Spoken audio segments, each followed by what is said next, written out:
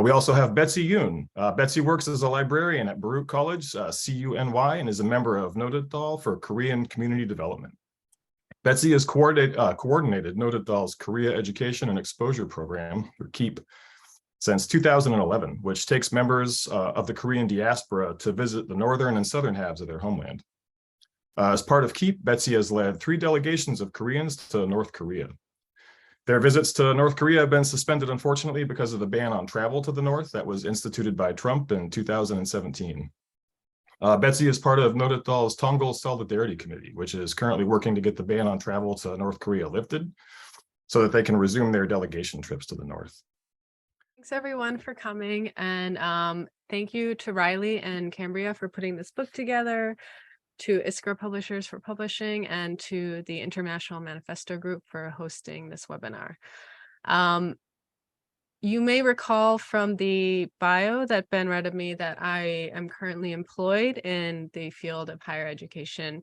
And so I just like to share that reading this book in the context of where I work and my employment really highlights the different purposes that education serves under capitalism and under socialism.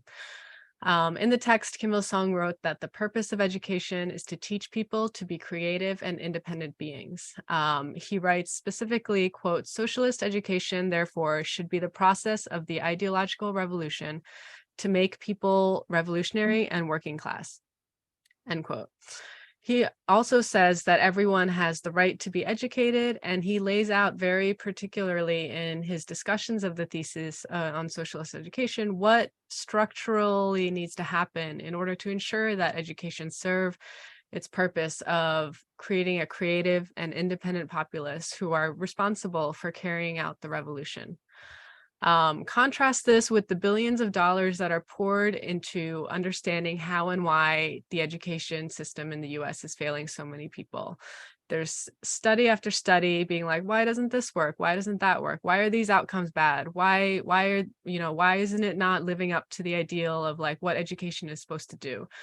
And not only that, there are initiatives and experiments and more initiatives that are trying out these little different configurations that are all basically devised to try to make up for the structural shortcomings of capitalist education without actually challenging any of the structural shortcomings of capitalist education.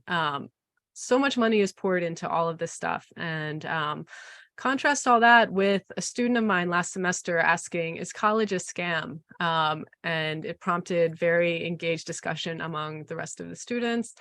Students here often feel like their education is pointless or just a means to an end, and are very alienated from their own learning because the education that we receive here isn't meant to serve us as human beings or society as a whole, but rather capitalist aims. As seen in the text in this book, education, however, is not simply about learning information, absorbing facts and figures and dates. It's about one's own personal transformation into being an active part of a collective national effort of socialist revolution. In particular, Kim emphasizes that ideology is a key component and a necessary component of a rigorous and education that leads toward revolution and the sustaining of the revolution. In addition, he emphasizes the need for practice and for direct experiences. At one point, he says, quote, "For the students to acquire a living, comprehensive knowledge of the real world, visits to revolutionary battlefields and places connected with our revolutionary history should be planned and arranged. And there should be regular visits to public, cultural, and educational establishments, factories, and other enterprises and cooperative farms." He also states that it's vital that Koreans know Korean history and where we came from so that we know where we can go. So at this point, I'm going to transition into talking about Nodutdol's Korea Education and Exposure Program, which is called KEEP. First, to describe Nodutdol, we are diasporic Koreans and comrades organizing for a world free of imperialism and for Korea's reunification and national liberation. So KEEP began in 1994 with visits to South Korea, organized by Koreans in LA and New York. The New York folks would eventually form in 1909 the organization Nodutdol. And in 2001, 2 years after it was formed, Nodutdol decided to start visiting North Korea as well, since both North and South constitute our homeland. To date, North Korea has organized 11 delegation trips to North Korea, with the last one being in 2015. And as was mentioned earlier, this program had to be suspended because in 2017, Trump instituted a ban on travel to North Korea for US citizens. This ban is renewed on an annual basis, and it is completely absurd that we as Koreans, whose immigration histories are rooted in US imperialist intervention in Korea, are prevented from visiting any part of our homeland. And Nodutdol is currently working with other organizations to lift the ban on travel so that we can resume this one particular component of revolutionary education. So our program takes delegations of Koreans living in the imperial core to Korea to learn directly about our revolutionary past, present, and future. Our trips, in accordance with the quote that I just shared about Kim Il-sung, visits revolutionary battlefields, places connected with revolutionary history. We visit public cultural and education establishments, factories, and other enterprises and farms. And so I'm going to share a few images from past trips that relate to themes that were raised in this text. Just give me a second to share my screen. One sec. Okay, so it's just a series of images, and I'll just sort of narrate as I go through the photos. So first, Juche is mentioned in the text, and Juche is described as a critical way of creatively and independently developing solutions that are specific to one's conditions. So this is the tower of the Juche idea. And I just want to share this image as a framing for the rest of the images that follow. So here, this is the Children's Palace. All these pictures were taken by us, so I think there's better photos out there that show the whole building. This only shows half of it, but you'll notice the one side is curved around, and there's another similar curve on the other side, and it's meant to depict arms that are embracing the children that go there. So Children's Palace is after school education for students who want to continue developing this or that aspect of themselves. So there's many different rooms. It's not just one type of education. The students can choose depending on their particular interests. Here, students are learning to practicing a game. Sorry, I forget its name. It escapes me. In another room, there's students who are developing their athletic, interests. There's many other rooms. I'm not going to show all the pictures, but just as one aspect of educating, making sure an emphasis in the book that I really appreciated was the emphasis on how important the children are. And, here in the US, children are treated like an afterthought, as beings who need to be disciplined and like incorporated into the capitalist mentality. And I feel like the Children's Palace is one great example of, and this is the Children's Palace, the proper name, but there's lots of children's palaces in other regions that are smaller. This is just the main one in Pyongyang, but just sort of highlights the importance of cultivating the next generation to follow in the revolutionary footsteps. This is a shot of a subway station, and I wanted to show this because you'll see here, these are newspapers that are, every day they put up the day's newspapers so that people who are commuting to and from work while they're waiting for the train, they can read the news without having to buy a newspaper or go out of their way to stay up to date on what's happening. And in the text, Kim Il-sung referenced Kimchek University. So we, in 2009, I believe was the year we visited with students from Kimchek University.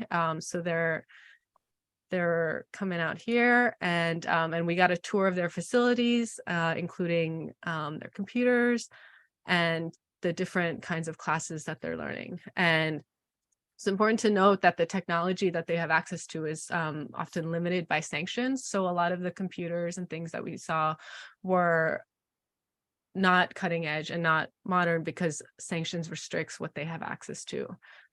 Despite that, they have cultivated and created spaces in which learning is prioritized and valued.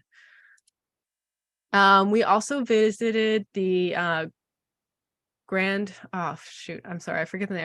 People Study House, I believe. And it's a library and also a study situation. So we got to see, the sign here says that all books must be returned by 5:30. And they demonstrated for us checking books out. It looks like someone was reading dining rooms and kitchens, designing areas for small spaces. There's a bunch of other books.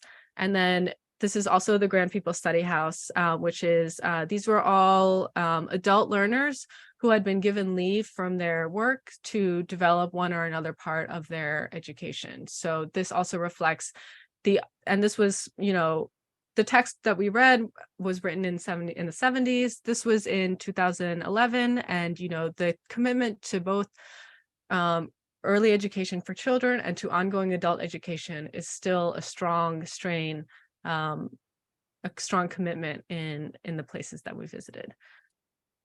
And so we're going to transition into a couple slides that I'm going to show you are going to look at the juche as it manifests in society and the very material ways in which juche is expressed and practiced.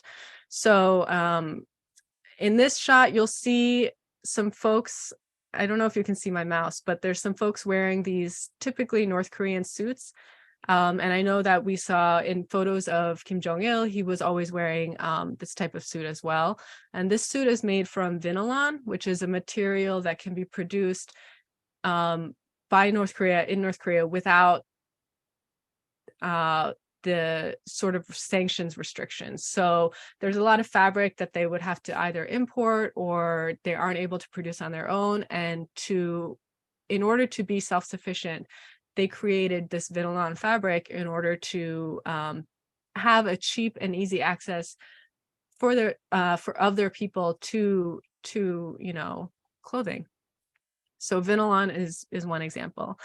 The next is we visited in 2011 a steel factory that had just recently reopened. It had been closed for many years due to sanctions, but had, as of the time of our visit in 2011, had recently reopened and started producing steel again. In this factory, they produce juche steel, which is steel that they can produce without relying on sanctioned items. So similar to vinylon, it is another manifestation of how they practice juche in their everyday life. So this is the steel factory. This is one of their, I'm not familiar with steel factory terms, but this is a place where they melt the steel, I suppose. And then and this was our delegation meeting with the factory workers. And I just want to give out a shout out to on the second to the left, our comrade Hyun Lee, who passed earlier this year. And this was her first trip to North Korea, and she found it extremely impactful. So just wanted to share that. And then another sign of juche, I'm sure you've all seen those images of the traffic controllers in North Korea who stand at the crossways and guide traffic. My first time there, I was really fascinated with these because one thing that we experienced a lot was due to sanctions was frequent electrical outages. So the electricity would go out. And so the traffic controllers to me seemed like a very juche way of addressing how do we maintain the safety of our streets, guide people along without, the possible dangers of if there's an electrical shortage, the streetlights will go out, and then there could be, accidents and stuff like that. And so traffic controllers we got to meet with a group of traffic controllers in 2011. And they're a component of the public safety officers, and this is a very prestigious job. It's considered very valuable to society. So I'm just going to scroll through there. And Riley mentioned Chongnyeon, and when we go to North Korea, we try to meet up with the different Zainichi groups that are meeting there. There's usually at least at least one delegation that we can meet up with. So here we, our guides were able to arrange with us a meeting with a group of Chongryun students visiting from Japan. And so this was not only was this trip an opportunity to engage with North Koreans and connect with that, but also to connect with our fellow diaspora Koreans who are living in Japan and share and exchange our experiences in that regard. So that's this one trip. And then I just wanted to conclude with, I think the other speakers, emphasized the importance of education in socialist revolution, in the organizing that it is our duty to conduct here in the United States. And so this image is just the hammer and the sickle and the pen being an example of the importance of education. So I just wanted to share all those photos and demonstrate how a lot of the themes and ideas that were raised in these texts from the 70s are still practiced and materially visible in society today. And just another plug that it is really important that we be able to resume our trips to the North. It is our right as Koreans to be able to go there and to also see how a society can be organized along a completely different basis than what we are used to here. Because it's one thing to study all these texts and know that this is possible, and it's another to actually go to a place where it's being practiced in one's daily life. So thank you for listening. I'm Michael Hudson. I'm appearing here for the International Manifesto Group. If you like this video and ones like it, please subscribe. For more information, go to the address on the screen.